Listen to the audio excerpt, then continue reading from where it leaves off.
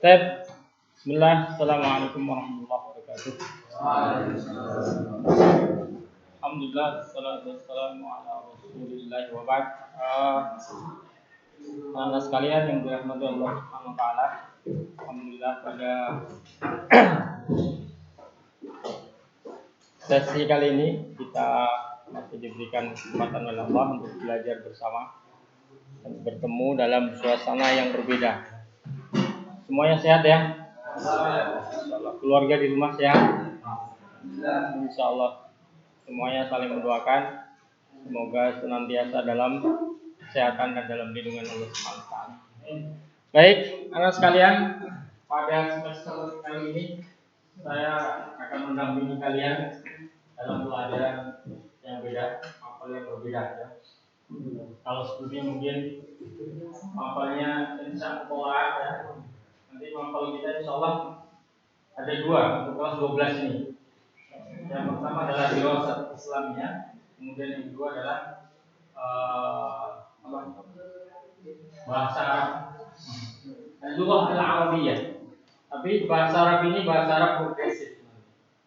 Lebih menekankan pada tatbiqiyah, praktek, aplikatif. Jadi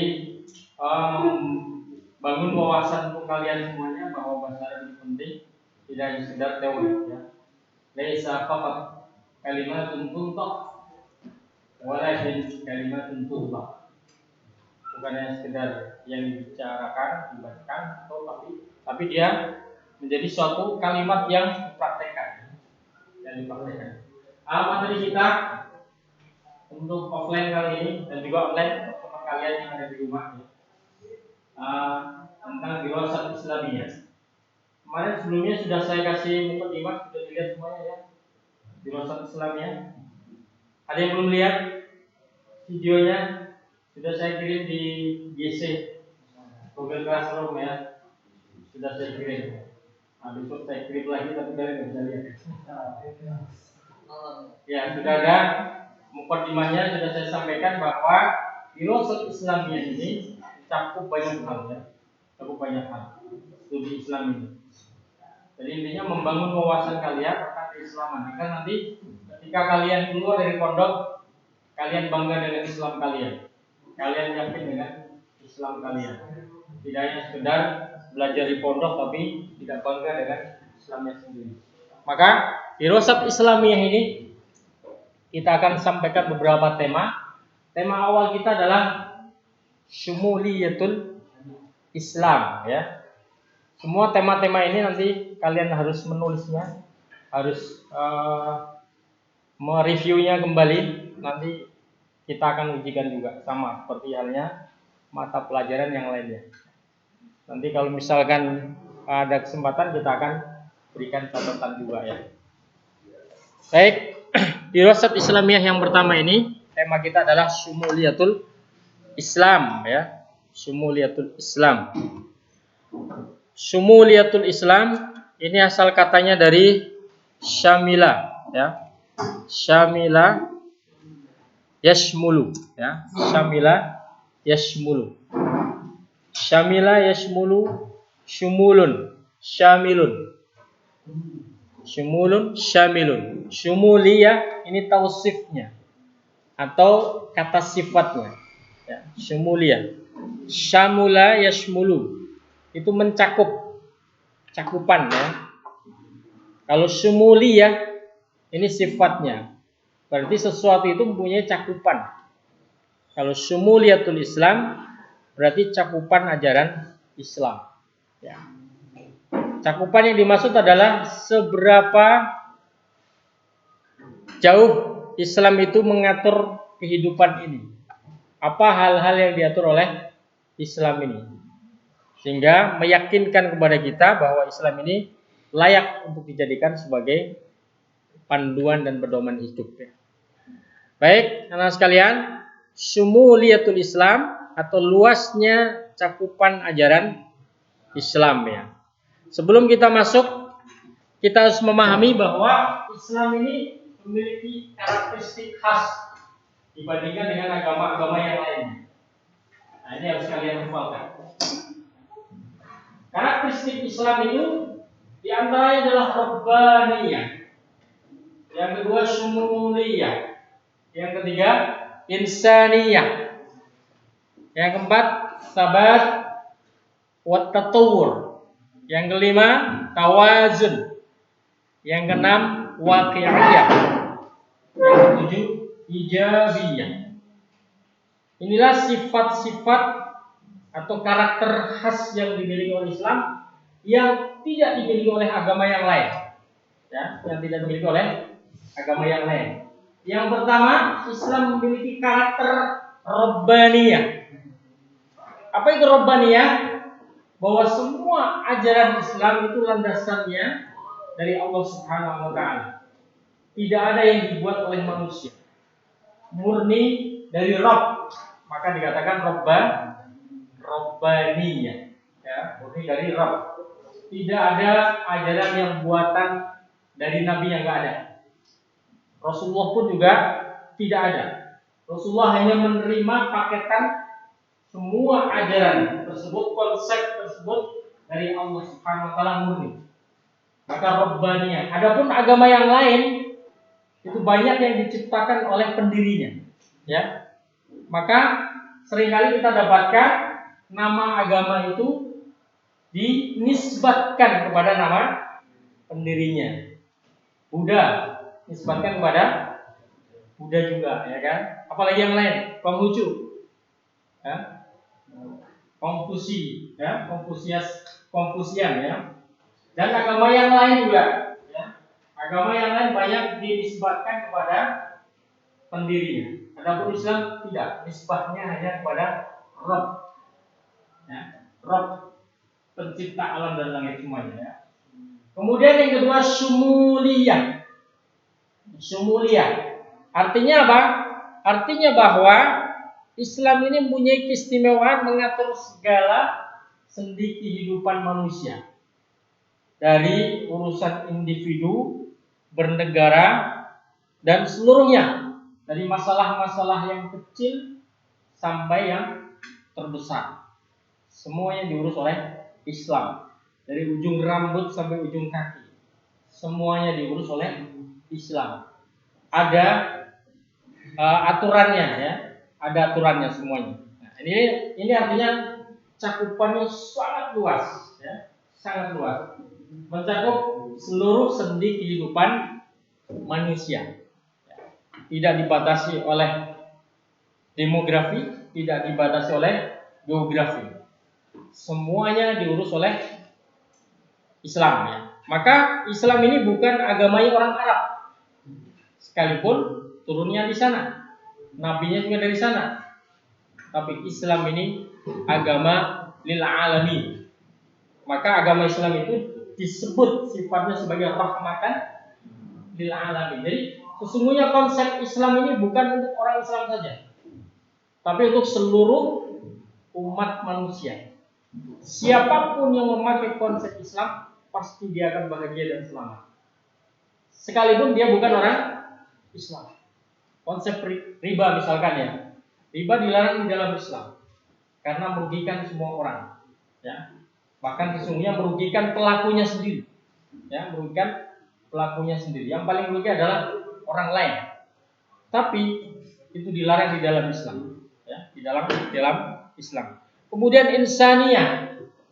Sifat karakter ajaran Islam ini adalah insaniyah. Artinya apa? Sangat care, sangat perhatian terhadap urusan manusia. Urusan manusia.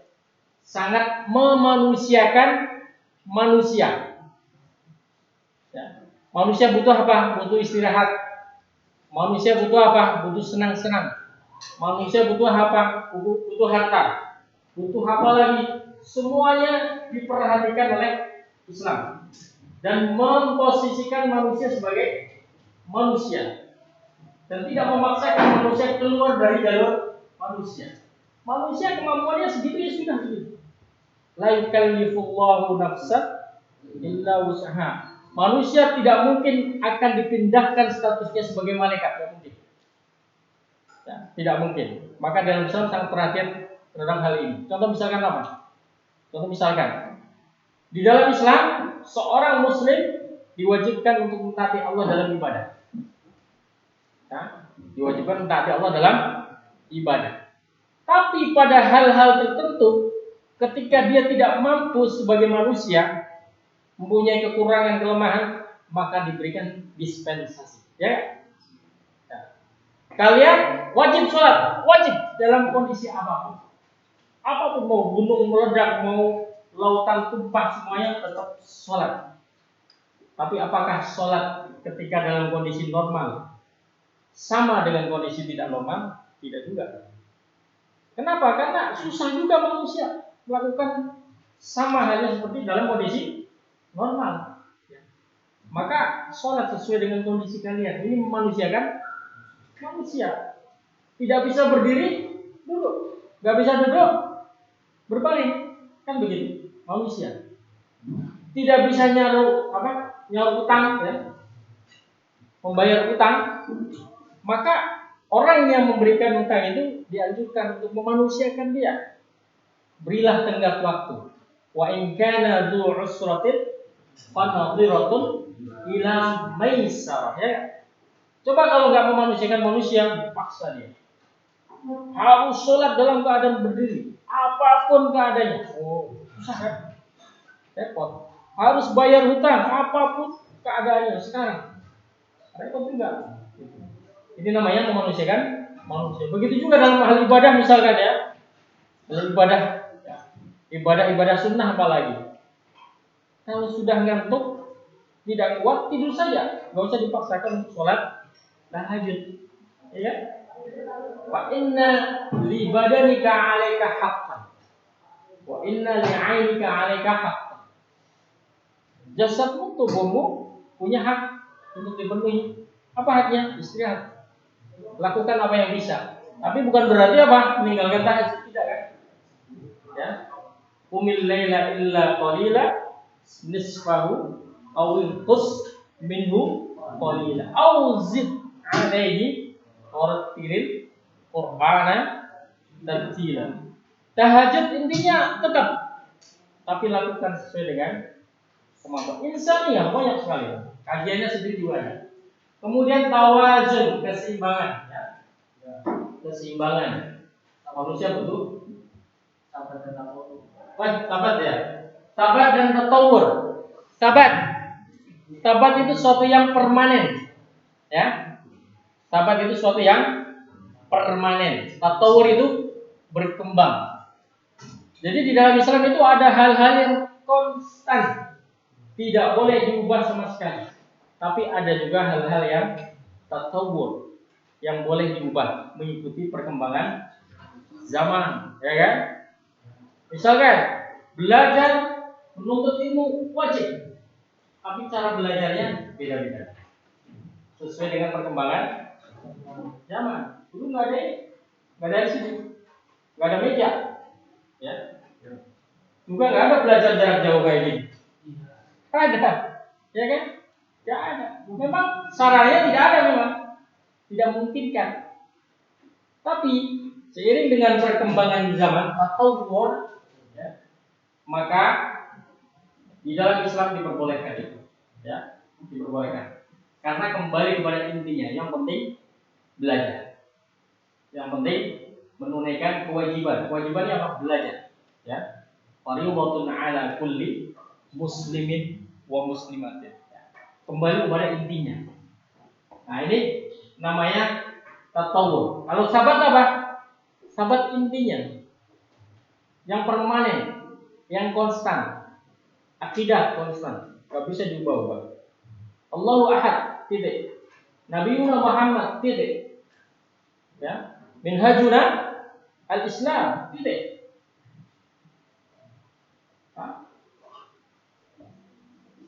Dusturuna Al-Quran, titik. Tidak ada.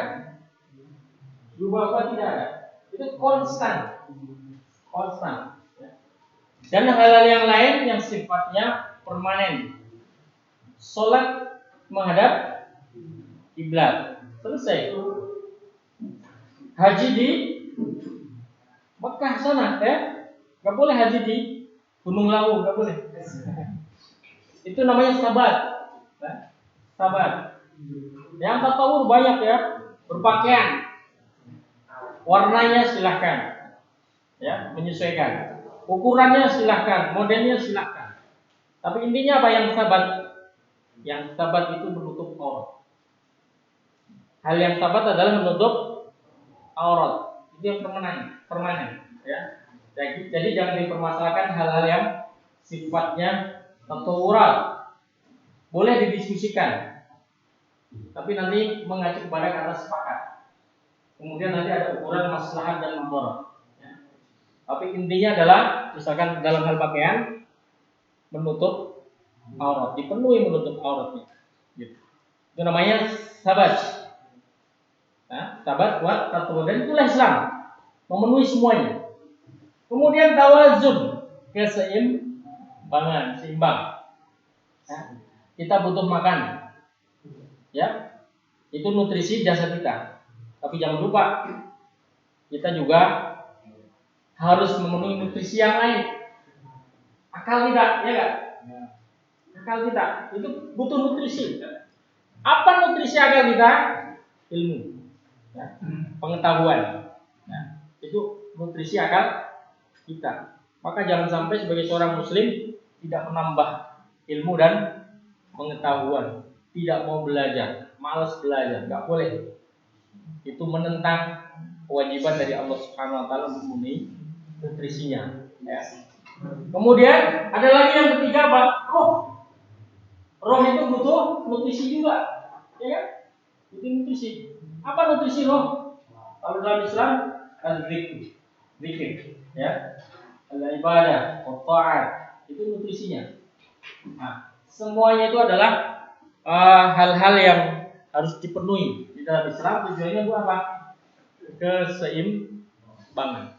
Kemudian waqi'iyah, sesuai dengan realitas, ya. Realitas ini, ya. Realitas kehidupan manusia, ya. Waqi'iyah.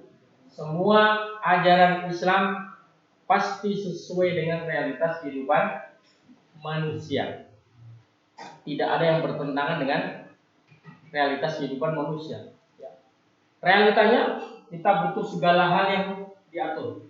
Maka Islam hadir dengan aturan. Gak bisa kita hidup seenaknya sendiri. Kalau seenak sendiri semua jadi kacau, ya. Jadi kacau, saling memakan antara satu dengan yang lain, menguasai satu dengan yang lainnya. Realitas kehidupan manusia. Kemudian ijabiyah, sikap positif dalam menjalankan Islam, ya.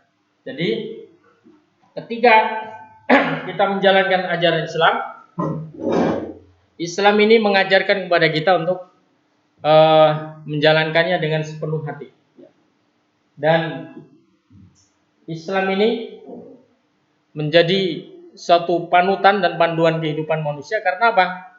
Karena semua yang disajikan di dalam Islam ini semuanya nilainya positif, ya. Positif, tidak ada yang negatif. Sekalipun dalam kenyataannya mungkin manusia berpikir negatif. Kenapa dilarang zina? Kenapa dilarang mencuri? Kenapa dilarang macam-macam, ya? Hal-hal yang sifatnya maksiat, ya. Bukan itu bertentangan dengan keinginan manusia, ya. Kenapa dilarang minum khamr? Nah, di dalam Islam ternyata di dalamnya ada madarat, sekalipun ada manfaat, ya. Dan itulah ajaran Islam. Kita akan pelajari satu dari karakteristik Islam, ya. Jadi kalau kita pelajari yang lainnya masih banyak, ya. Kita hanya contohkan saja satu dari karakteristik Islam, yaitu apa? Syumuliyah, ya. Syumuliyatul Islam atau universalitas Islam, cakupan Islam yang sangat luas, ya. Syumuliyatul Islam ini, ya, mencakup tiga hal, ya. Mencakup tiga hal. Yang pertama yang disebut dengan syumuliyatuz zaman, dari sisi cakupan waktu. Kemudian yang kedua yang disebut dengan syumuliyatul minhaj, dari sisi cakupan konsepnya. Yang ketiga dari sisi tempatnya atau syumuliyatul makan, ya. Cakupan tempatnya, ya. Jadi cakupan syumuliyah di dalam Islam, satu dari sisi waktu, ya. Dua, konsep. Tiga, tempat. Nah, syumuliyatu az-zaman,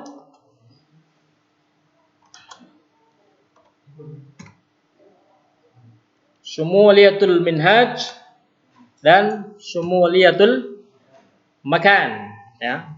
Makan, tempat, ya. Baik, kita akan masuk, ya. Syumuliyah yang pertama. Syumuliyatuz zaman. Islam ini adalah ajaran yang melintasi zaman, waktu, dan era. Ya.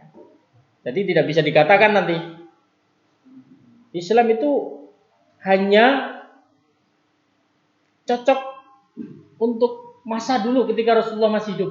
Sekarang nggak cocok lagi, nggak bisa. Syumuliyatuz zaman, dia lintas zaman sampai akhir zaman, sampai hari kiamat. Ya. Ini namanya syumuliyatuz zaman. Ya. Maka apa yang dimaksud syumuliyatuz zaman? Artinya Islam berlaku sepanjang masa hingga hari kiamat. Ya. Karena Rasulullah SAW membawa ajaran ini bukan hanya untuk zaman tertentu, untuk masa tertentu. Dan karena apa?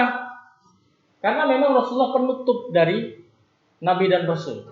Sudah tidak ada lagi risalah yang akan datang setelah Rasulullah Sallallahu Alaihi Wasallam. Selesai.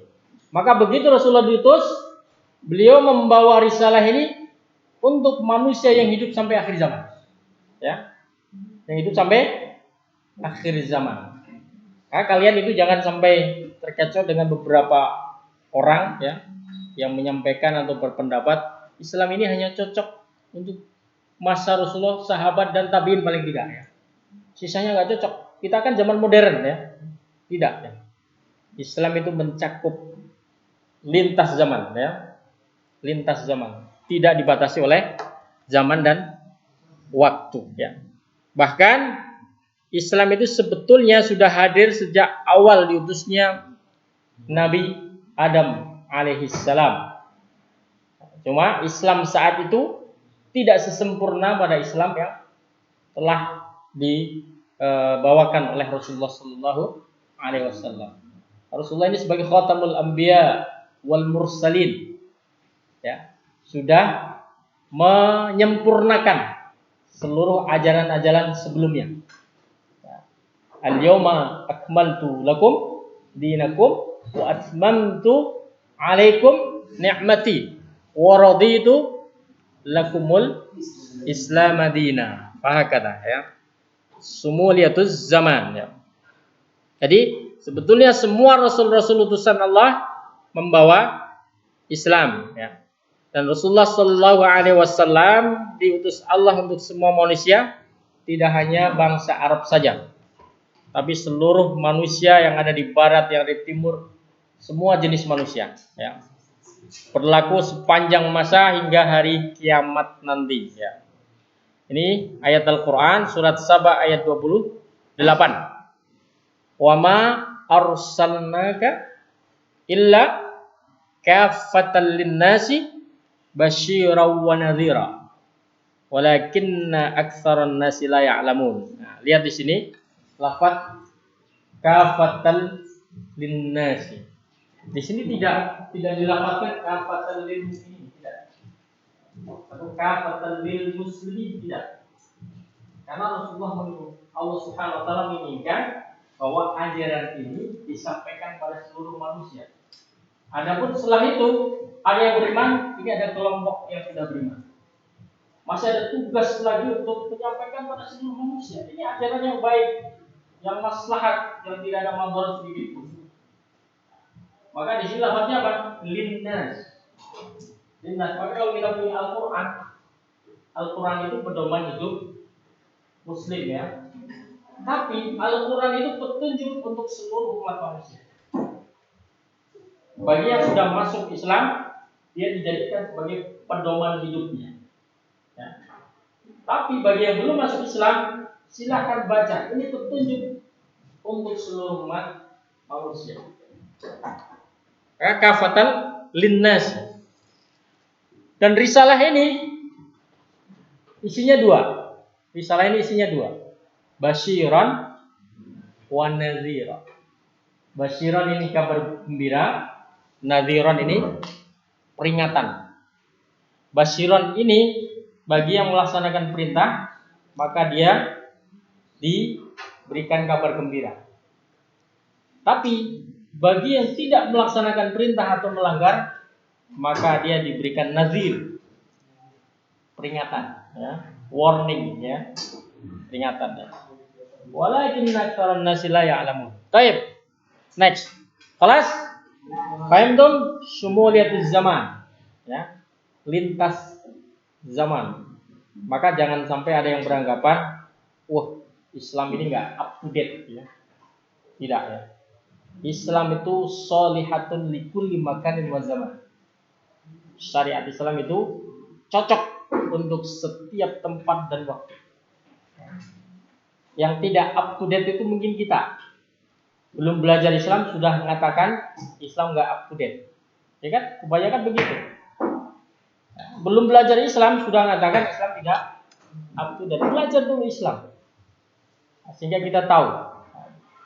Baik. Al-an nanti ila tsani. Ila syumuliyah as-tsaniyah. Yani syumuliyatul minhaj, ya, syumuliyatul minhaj atau kesempurnaan Islam dilihat dari sisi pedoman hidupnya. Maka pertanyaannya, apakah Islam mengatur seluruh kehidupan manusia? Ya. Bahkan Islam mengatur hubungan antara manusia dengan manusia, hubungan manusia dengan makhluk hidup, dan hubungan manusia dengan makhluk gaib. Nah, yang tidak hidup. Bahkan yang gaib itu kan hidup, ya. Nah, tapi juga mengatur hubungan manusia dengan makhluk yang tidak hidup. Ya, yang tidak hidup. Contohnya apa? Nah, batu, ya, bebatuan. Apalagi yang lain? Ya semuanya, kayu yang sudah dipotong ini kan, ya, tidak hidup. Tembok, ya, tanah hidup, Pak. Secara fisiknya dia tidak hidup. Tapi secara fungsinya dia hidup, ya kan? Secara fisiknya dia dikatakan bukan makhluk hidup, tapi secara fungsinya dia menghidupkan, ya, menghidupkan makhluk yang lain, tumbuhan, ya, tumbuhan. Semuanya atas takdir Allah Subhanahu wa taala. Jadi syumuliyah Islam mencakup semuanya.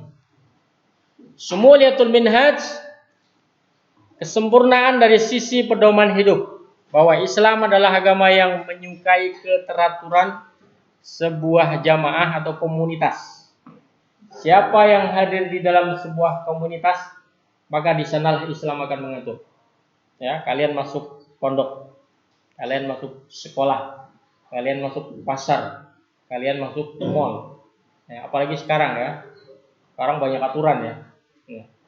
Yang dulu normal sekarang jadi kurang normal, ya. Suruh pakai masker kemana-mana, dimanapun pakai masker. Lah terus siapa yang menghirup udara kalau pakai masker terus? Ya, sesaat kita harus pakai masker ketika dalam kondisi yang memang harus kita jaga, ya. Kita harus pakai masker, ya, untuk kewaspadaan kita, ya. Jadi teratur dalam setiap komunitas yang kita masuk di dalamnya. Keteraturan dan kerapian di dalam komunitas, ya, diibaratkan sebagai sebuah bangunan yang terdiri dari batu bata. Ya. Bangunan tersebut membutuhkan batu bata lain untuk membentuk sebuah bangunan yang kokoh, tanpa celah, tanpa rongga, sehingga tidak memungkinkan orang asing masuk di dalamnya. Dan kalau misalkan ada sebuah rumah, apakah cukup dengan satu batu bata mendirikan rumah? Tidak. Berapa butuhnya? Tergantung luasnya. Luas tanahnya berapa. Dan juga tergantung kebutuhan, mau ditingkat atau tidak. Ya, tidak cukup satu batu bata. Dan satu batu bata itu adalah Anda. Terus batu bata yang lain teman Anda, tetangga Anda, dan seterusnya. Maka semuanya menyatu membentuk sebuah bangunan umat ini. Nah, kalau misalkan satu batu bata itu Anda sendiri, misalkan, oh saya nggak mau keluar dari komunitas tersebut, apa yang terjadi? Terjadilah rongga, ya, kosong. Bahayanya apa? Oh, bahaya sekali. Bahaya sekali pasti. Ya, sedikit saja misalkan, apalagi kalau letaknya di atas, batu bata di atas, sudah tingkat, dia lepas satu. Apa yang terjadi? Apalagi nggak ada atapnya, oh bahaya lagi. Bagaimana kalau hujan? Bagaimana kalau panas? Bagaimana kalau angin? Dan lain sebagainya. Bagaimana kalau debu masuk ke celah tersebut? Dan begitu seterusnya. Jadi tidak bisa semuanya seenaknya sendiri. Harus diatur, ditata dengan rapi. Tukang batu bata ketika membangun sebuah bangunan, apa yang dipikirkan dia? Mesti kerapian, keteraturannya. Oh, ini kalau diletakkan sini, ini bagian sini lagi. Kalau sini, ini bagian sini. Keteraturan, kerapian, keteraturan. Dan itulah yang semestinya kita rasakan, ya. Dan Islam mengatur itu semuanya. Maka di dalam Islam agar kuat bangunan tersebut harus ada asasnya, yaitu akidah.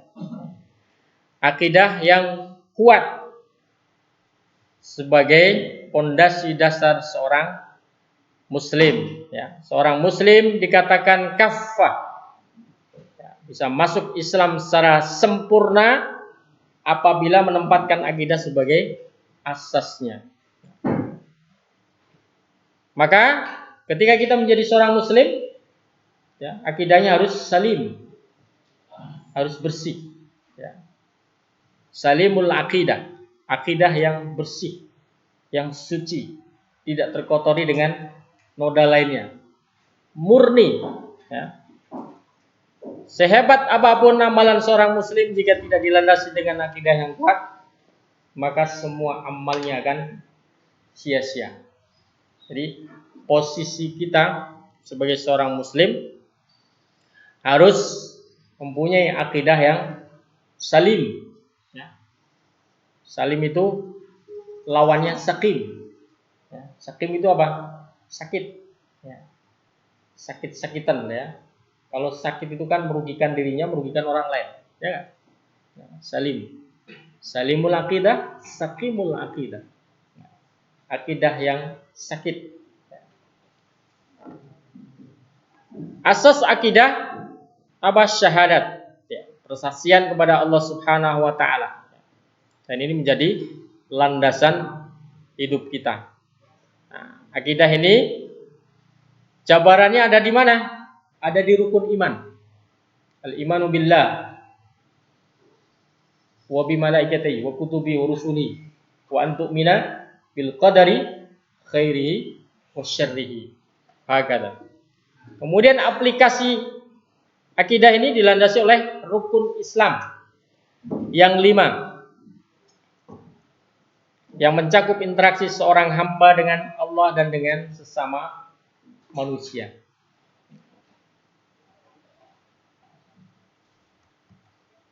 Oke, contoh misalkan, contoh konsep hidup di dalam Islam ketika mengatur satu pelaksanaan ibadah. Misalkan ibadah sholat. Ibadah sholat. Maka di dalam Al-Quran kita dapatkan sholat ini tidak dilafadzkan dengan i'malus sholat, tidak. Tapi aqimus sholat. Dirikanlah sholat. Orang berdiri yang kokoh, yang tegap, nah itu menunjukkan bahwa dia berdiri dengan serius di hadapan Allah Subhanahu wa taala. Maka bukan hanya sekedar formalitas sholat itu, ya. Dan sholat yang kita lakukan harus dilandasi akidah, ridho dengan perintah Allah Subhanahu Wa Taala, ikhlas dengan yang diperintahkan oleh Allah Subhanahu Wa Taala. Alhasil maka sholat itu tidak dilakukan dengan cara yang terburu-buru, kondisi terburu-buru. Karena apa? Karena merasa bahwa dia sedang berkomunikasi dengan Allah Subhanahu Wa Taala. Ini dalam satu waktu Islam dipraktekkan, tapi di waktu yang sama akidah juga dikuatkan, ya kan? Jadi mengaplikasikan sholat sebagai rukun Islam. Tapi di waktu yang sama hadir keimanan dia bahwa yang merintahkan sholat ini adalah Allah Subhanahu Wa Taala, bukan yang lain. Maka ibadah bukan hanya sholat, zakat, infak, sedekah. Bahkan ketika kita melakukan ketaatan yang lainnya juga disebut dengan ibadah. Interaksi dengan yang lainnya, mengaplikasikan ajaran Islam yang lain juga ibadah. Islam ini menyuruh kita, perintahkan kita untuk menolong orang lain. Kita menolong secara manusiawi, tapi di waktu yang sama kita meyakini bahwa ini adalah perintah Allah. Dan di waktu yang sama kita meyakini bahwa ketika Allah perintah, maka dia, zatnya menjadikan pahala buat kita. Di saat kita melakukan suatu amal kebaikan, kita tidak berharap kepada manusia.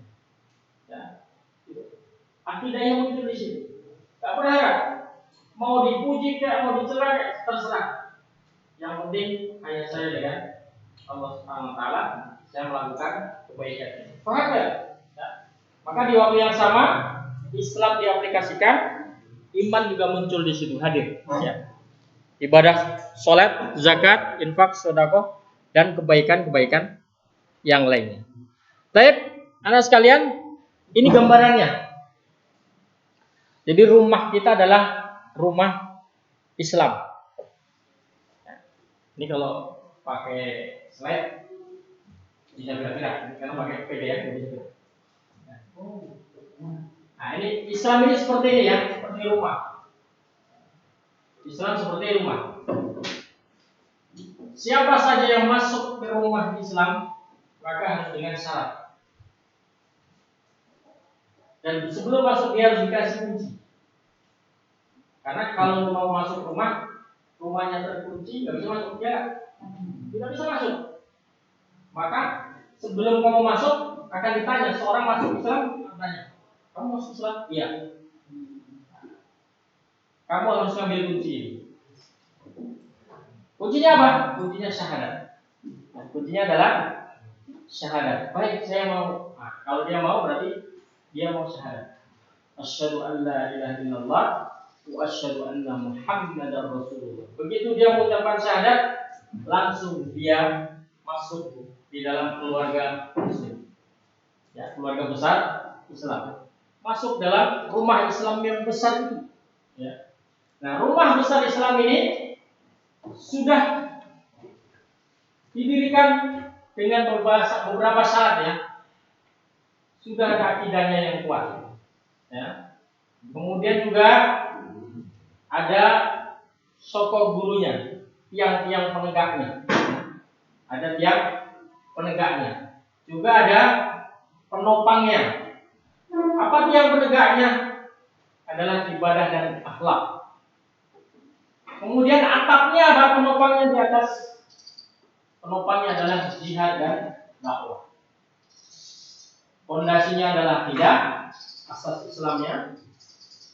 Kemudian tiang-tiangnya, bangunan-bangunan kaknya adalah akhlak dan ibadah.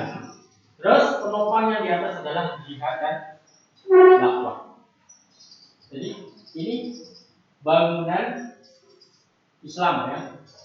Ada tiangnya, ada penopangnya di atas. Misalkan kita melaksanakan ibadah haji, ibadah sholat, ibadah zakat, puasa, dan lain sebagainya. Bisa nggak itu dilaksanakan secara personal dan bisa nggak dijamin bahwa itu akan tegak selamanya? Bisa nggak?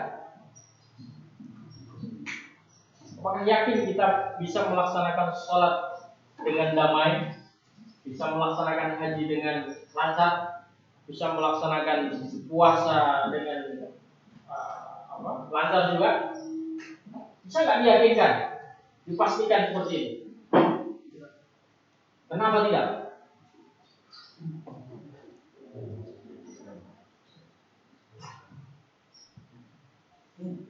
Jawabannya apa coba?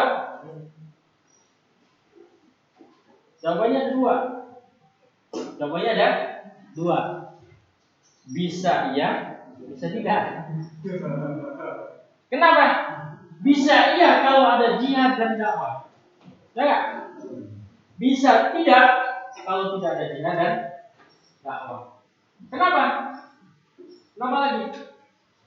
Kalau ada jihad dan dakwah, ya, kalau ada jihad dan dakwah, berarti Islam punya kekuatan untuk menegakkan semua syariat tadi, semua ajaran Islam tadi. Tapi kalau tidak ada jihad dan dakwah, Islam tidak punya kekuatan lemah. Maka haji dilarang, sholat dilarang, zakat dilarang, puasa pun mungkin dilarang. Ya. Maka jihad dan dakwah ini tidak bisa hilang dan tidak boleh hilang. Tidak boleh hilang. Jihad yang dimaksud itu apa? Jihad yang dimaksud adalah kekuasaan. Kekuasaan. Seorang yang berkuasa, dia akan mengatur, ya, akan memutuskan boleh tidaknya sesuatu itu dilaksanakan di dalam kehidupan masyarakat. Ya. Dia akan mensupport. Jihad tidak mesti kita, tidak mesti berperang dengan senjata, tidak. Tapi jihad itu dengan kekuasaan juga. Ya. Diputuskan, diatur bahwa ini boleh, ini tidak boleh. Nah, itu dengan jihad. Ya. Juga dengan dakwah. Tidak mungkin akan tegak sholat, zakat, puasa, haji kalau kita tidak mendakwahkan. Ya. Tidak mungkin. Kalian sholat sendirian, yang lain nggak sholat. Kalian zakat sendirian, yang lain nggak zakat. Kalian melaksanakan puasa sendirian, yang lain nggak puasa. Di mana rasanya coba? Kurang nikmat, ya? Tidak nikmat. Nah, di dalam Islam sifat ajaran Islam itu semuanya rata-rata sifatnya adalah berjamaah, ya kan? Secara umum sifatnya adalah berjamaah. Kalau berjamaah itu tidak ada aturan, tidak ada support, maka tidak akan bisa dilaksanakan dengan baik. Haji berjamaah nggak? Oh, saya mau haji sendirian. Ada nggak? Nggak ada haji sendirian, tapi bareng-bareng. Kalau haji berjamaah tidak diatur, tidak disupport dengan kekuasaan, apa yang terjadi? Kacau semuanya, tidak akan bisa dilaksanakan. Wah, tahun ini nggak boleh haji, bukan karena COVID ya. Nggak boleh haji.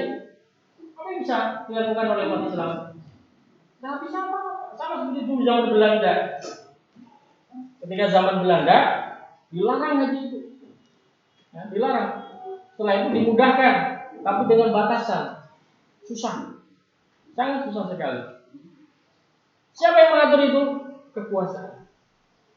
Kekuasaan. Maka, jadi Islam tidak mungkin bisa dilaksanakan, ya, bangunan penegaknya, ibadah dan akhlak kecuali harus ditopang dengan jihad dan dakwah. Sekarang coba, sekarang zaman teknologi. Bagaimana bisa menegakkan akhlak kalau tidak ada aturan dan tidak ada kekuasaan? Kami bisa, susah. Website porno bisa diakses secara bebas.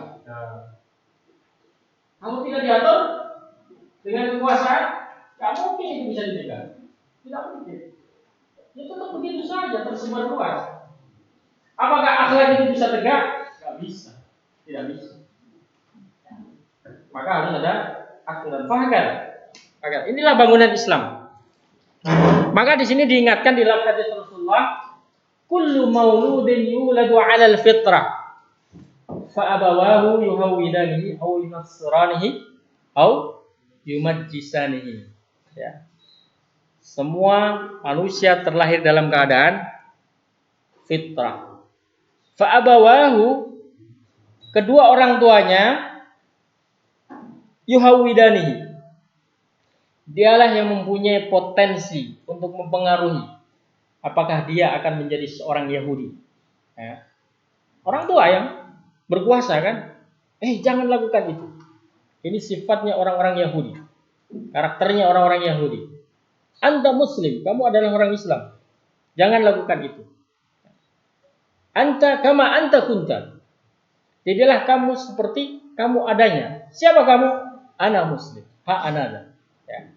Ana Muslim. Ishhadu bi anna Muslim. Hakad.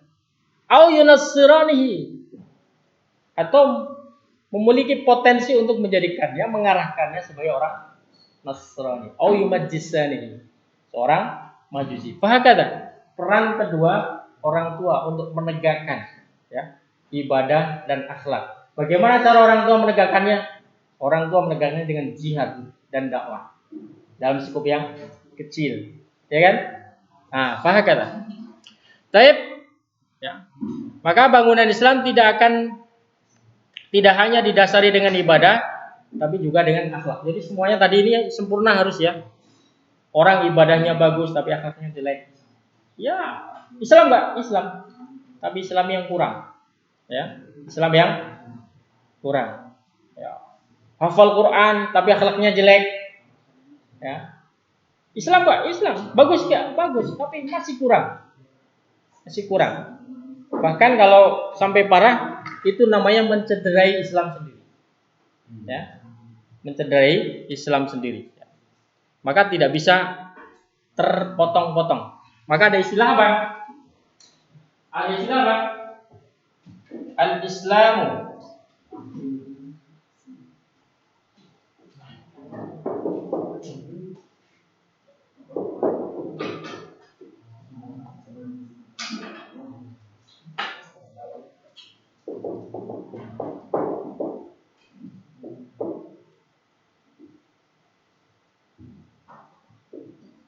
Al-Islam juz'un la yatajazza. Islam juz'un la yatajazza. Islam itu adalah bagian yang utuh dan tidak bisa dipisah-pisahkan.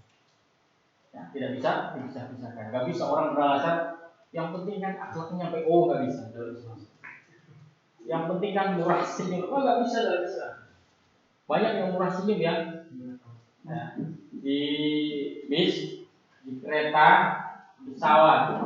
Tapi siapa dia? Pencopet. Yang senyum, pencopet. Senyum, gak bisa yang murah senyum. Yang penting gak baik dengan orang lain. Tapi sholatnya kata-kata, sholatnya bolong-bolong. Gak bisa, tidak bisa. Islam juz'un, bagian utuh yang tidak boleh dipisah-pisahkan. Paham kan? Ini tadi bangunan utuh ya, bangunan utuh.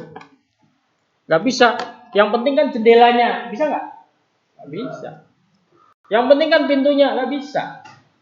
Yang penting akidahnya, tidak bisa. Islam aqidatan wasyariatan. Islam adalah akidah dan syariat. Terus bagaimana? Akidah qawiyah, syariah mutabbaqah. Akidahnya kuat, syariatnya dipraktekkan. Kemudian ditopang juga dengan al-jihadu wad da'wah. Aplikasi jihad dan dakwah apa tadi? Contoh misalnya kita ya, Islam ini tidak mungkin akan disebarkan oleh yang jihad dan dakwah. Aplikasinya diantaranya apa? Sekarang dalam dunia modern, Islam lebih banyak diterima dengan model pembelajaran di lembaga-lembaga pendidikan. Ya. Kalau tidak ada lembaga pendidikan, susah Islam itu akan bisa disebarkan. Begitu ada lembaga pendidikan, itu bagian dari dakwah. Kalian pun ketika masuk dalam lembaga pendidikan, kalian harus berniat nanti ketika pulang berdakwah juga. Yang datang ke lembaga pendidikan dari mana? Dari berbagai daerah, berbagai suku, ya, berbagai latar belakang macam-macam. Dakwah itu, dakwah. Hakada, ya, hakada.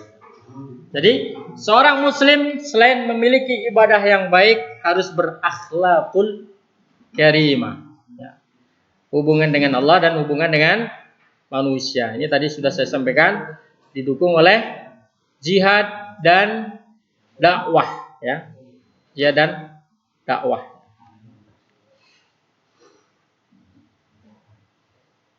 Famay yujahid fa innama yujahidu li nafsi. Nah, ini tadi sudah, ya. Surat Ali Imran ayat 104. Walaula nafara min kulli firqatin minhum dha'ifatul liyatafaqahun, ya. Wa linziru qaumahum idza raja'u ilaihim la'allahum yahdharun. Ali Imran ayat 104. Oh ini. Wal takum minkum ummatun yad'una ilal khairi wa ya'muruna bil ma'rufi wa yanhauna 'anil munkari. Ya. Jadi coba kalian menulis di sini aplikasi ta'muruna bil ma'ruf wa tanhauna 'anil munkar. Itu bukan sekedar teriak-teriak, "Ayo kamu lakukan itu." Atau teriak-teriak, "Ayo kamu lakukan itu." Enggak juga. Tapi aplikasinya lebih modern lagi, ya, membentuk lembaga pendidikan, ya, bekerja sama semuanya elemennya, semuanya berlatih jihad, berlatih dakwah.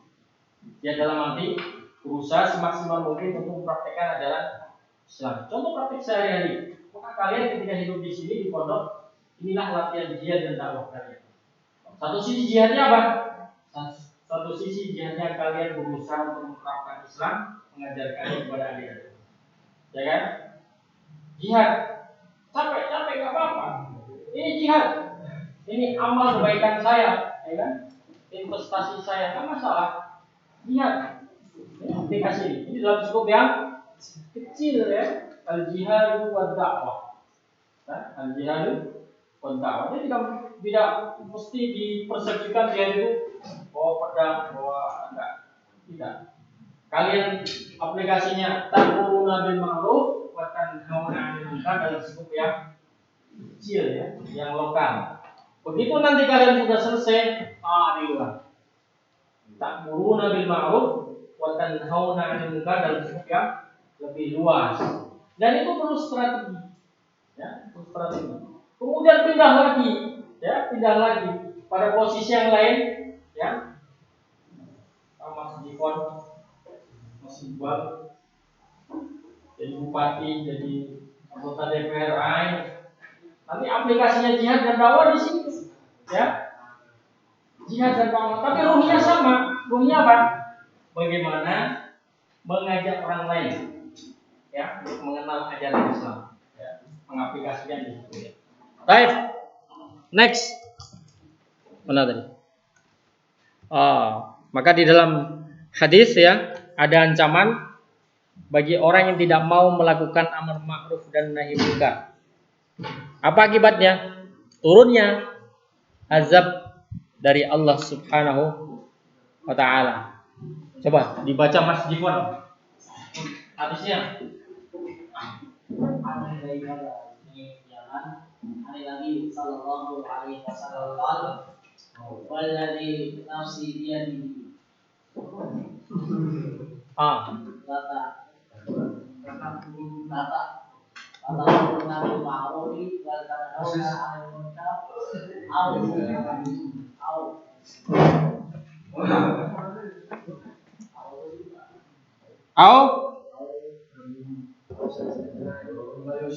La yusikanna ay yab'ats 'alaikum iqaban minhu thumma tad'unahu fala yustajabu lahu. Artinya dari Yaman dan Nabi sallallahu alaihi wasallam bersabda, demi yang jiwaku berada di tangannya, sungguh kalian harus melakukan amar ma'ruf nahi munkar, atau dikhawatirkan kalian akan mendapatkan balasan atau sanksi dari Allah Subhanahu wa taala. Lalu meskipun kalian terus berdoa kepadanya, maka doa kalian tidak dikabulkan. Hadis ini. Baik. Coba berarti maknanya apa coba? Kandungannya di dalamnya apa kira-kira? Apa kira-kira kandungannya? Kandungannya adalah satu. Yang pertama kita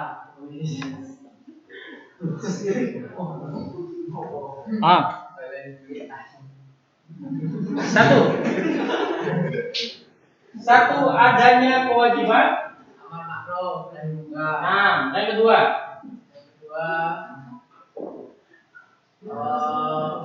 agar mendapatkan balasan dari Allah. baik. Yang ketiga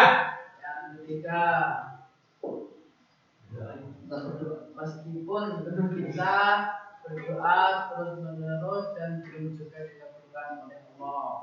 Kenapa?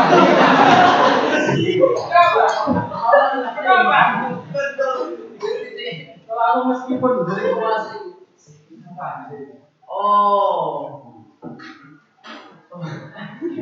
kalau kita tidak melakukan semua ma'ruf dan nahi munkar, maka akan datang azab.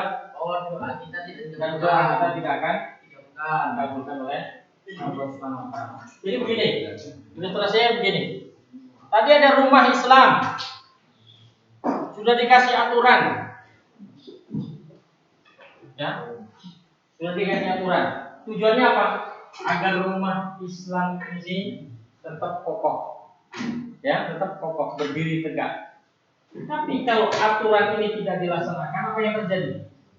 Nanti jendelanya copot, ya, pintunya juga copot. Ini aja kalau nggak ada aturan, Excelnya sering copot, ya. Sudah diatur, masih juga copot, gemboknya juga copot, kan gitu. Itu sudah diatur, ya. Maka harus ada amar ma'ruf, Ada yang mengingatkan, ya.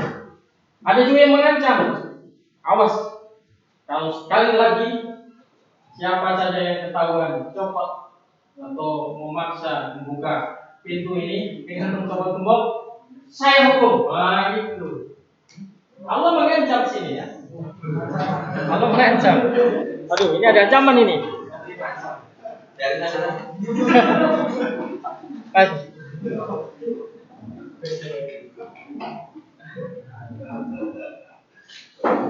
Jauh ya? Saya nggak?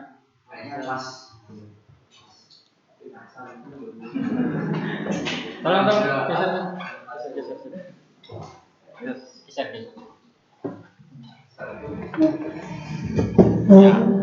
Nah, ini ada ancaman yang datang.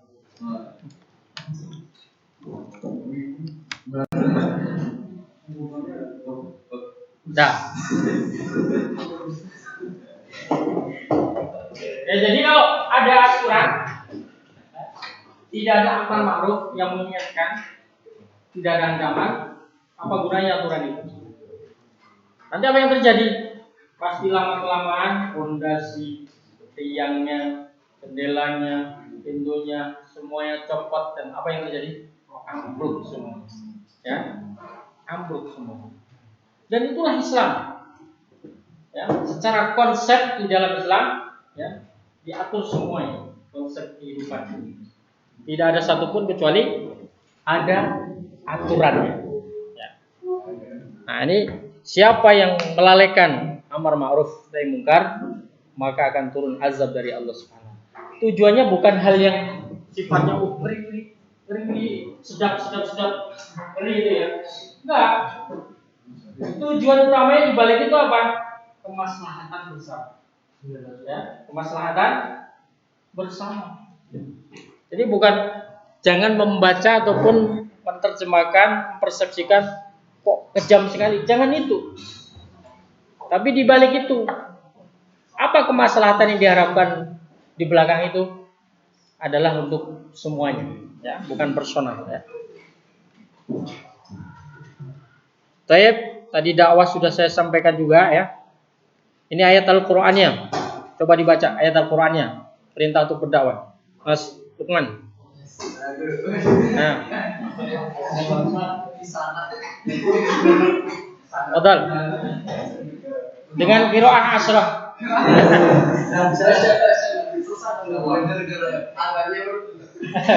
Betul.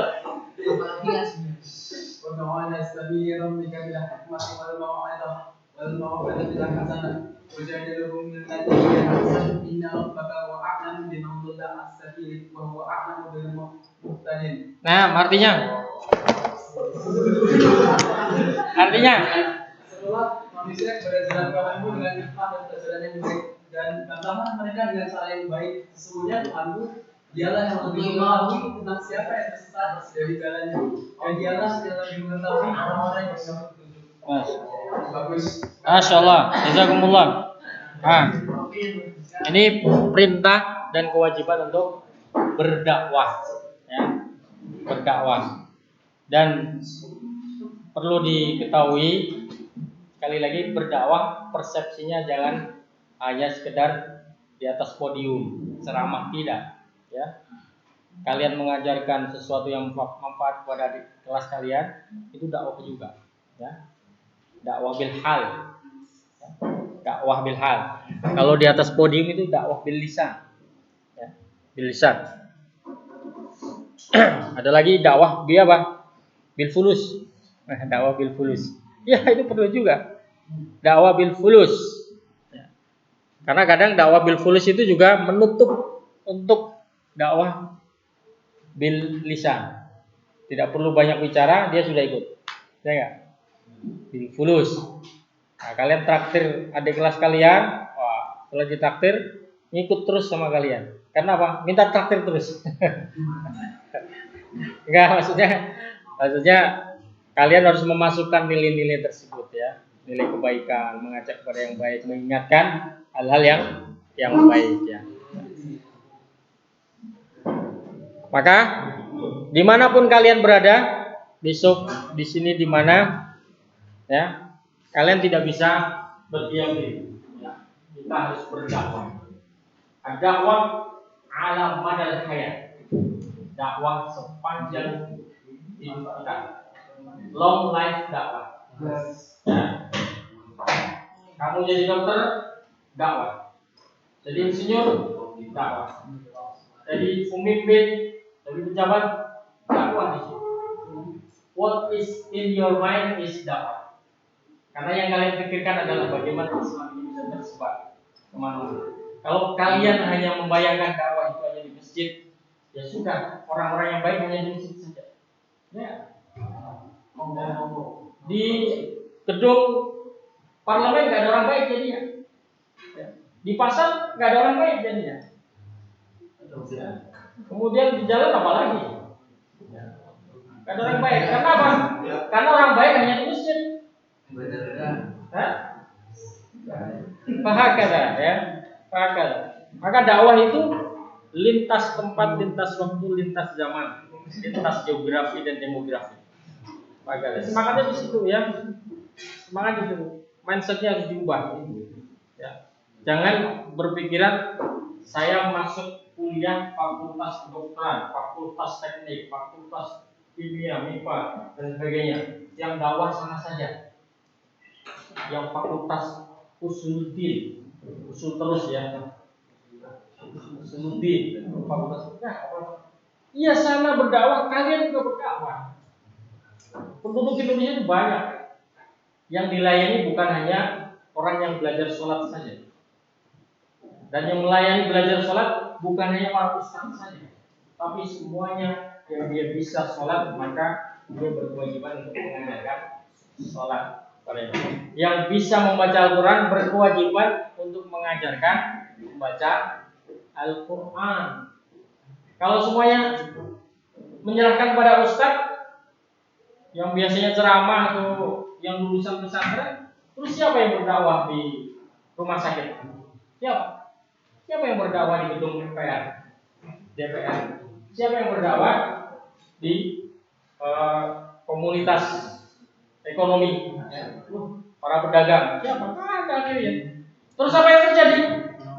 Riba merajalela. Ya. Kemudian korupsi merajalela. Dan begitu seterusnya. Nah, tadi berdakwah ya, dakwah. Dan ingat harus bekerja sama dengan yang lainnya dalam berdakwah. Tidak bisa sendiri. Taib, masih satu lagi. Nah, satu lagi yang terakhir, syumuliyatul makan. Ya, syumuliyatul makan.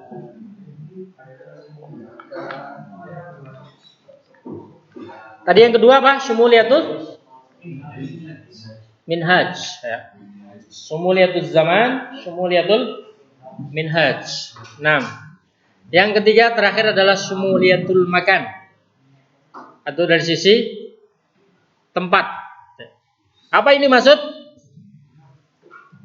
Mas Iqbal baca. Yang asalnya berlaku bagi umat manusia di semua tempat tidak terukur. Tidak ada sebagian bumi yang tidak layak menyatakan Islam karena dia datang dari sang pencipta ruang dan barat. Walillahil masyriq wal maghrib. Kalau Allah nyatakan dialah zat yang memiliki masyriq, negeri timur, negeri barat, dan semua arah, berarti Allah memberikan aturan dimanapun. Ya. Dan aturan yang diberikan Allah pasti aturan yang tepat sasarannya. Jadi al-masyriq wal maghrib ya. Next, dibaca. Karena seluruh manusia Yang keras.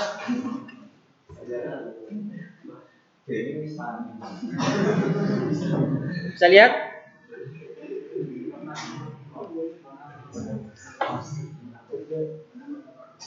seluruh manusia dimanapun tempat mereka disatukan oleh pencipta yang satu, Allah pencipta semua manusia, sehingga ada perbedaan di antara mereka dari segi bahasa,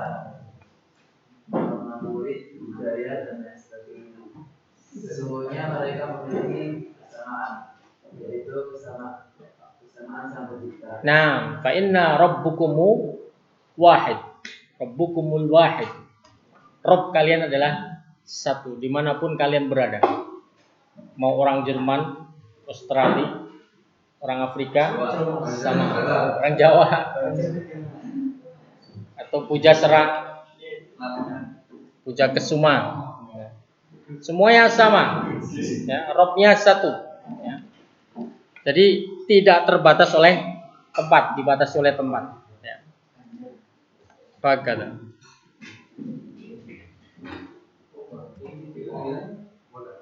Baik. Maka dari itu, ketika kita berdakwah juga begitu. Ya. Ketika kita mengajak kebaikan juga begitu. Ya. Ketika amar ma'ruf dan nahi mungkar juga sama. Tidak dibatasi oleh tempat. Ya. Tidak dibatasi oleh letak geografis. Dimanapun kita berkewajiban untuk berdakwah. Ya, dimanapun berkewajiban untuk berdakwah. Dakwah Islam ini adalah dakwah alami. Dakwah alami. Alami itu apa? Universal.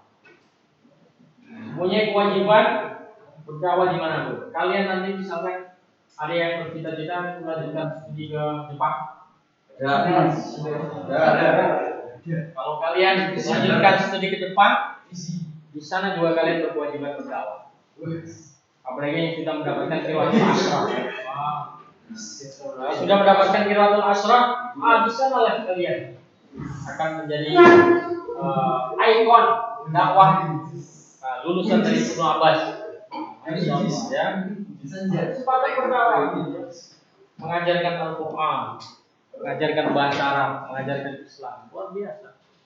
Bukan hanya sekedar studi belajar, kuliah, balik ke kos, kuliah lagi, balik ke kos, makan tidur, selesai, kemudian selesai kuliah kerja. Nggak ada artinya itu, tidak ada artinya. Anda Muslim, Kamu muslim, kamu bernilai ketika kamu menyebarkan Islam. Siapapun kamu, ya.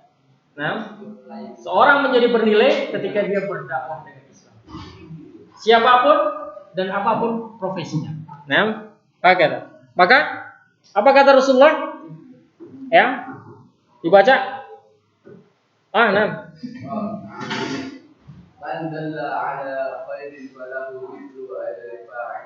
Artinya, barang siapa yang menunjukkan kebaikan, maka baginya pahala seperti orang yang mengadakan. Nah, man dalla ala khairin falahu mithlu ajri fa'ilihi. Barang siapa yang menunjukkan kebaikan, maka baginya pahala seperti orang yang mengerjakan. Masya Allah, luar biasa. Subhanallah. Kalian mengajak satu orang, dia jadi baik, kemudian dia balik ke tempat tinggalnya, tempat asalnya. Kemudian dia sadar, dia tergerak untuk berdakwah juga, mengajak satu kampung jadi baik. Kemudian satu kampung itu punya keturunan, ya, turunan. Mereka tersebar kemana-mana, juga mengajak kebaikan juga, berdakwah juga. Berapa pahalanya? Luar biasa ya. Itu namanya MLM pahala, multi level pahala, ya, berlapis-lapis, dan itu tidak akan terputus selama mereka masih hidup, selama mereka masih ibadah dan taat kepada Allah Subhanahu wa taala. Berkahnya luar biasa. Maka jangan malas berdakwah. Jangan malas berdakwah. Kalian sendirian mengajarkan kebaikan, kemudian diikuti oleh orang lain, mengikuti lagi semuanya, terus kalian mendapatkan berkah dari dakwah. Subhanallah. Tidak terasa ternyata Allah mudahkan hidup kalian. Mau ke sana mudah, sini mudah, kan masya Allah, luar biasa. Semuanya dicukupi oleh Allah Subhanahu wa taala. Man dalla ala khairin falahu mithlu ajri fa'ali. Apalagi nanti di akhirat kelak. Nanti ada orang yang tidak sadar diri, ya. Ketika di akhirat, pahala saya banyak sekali.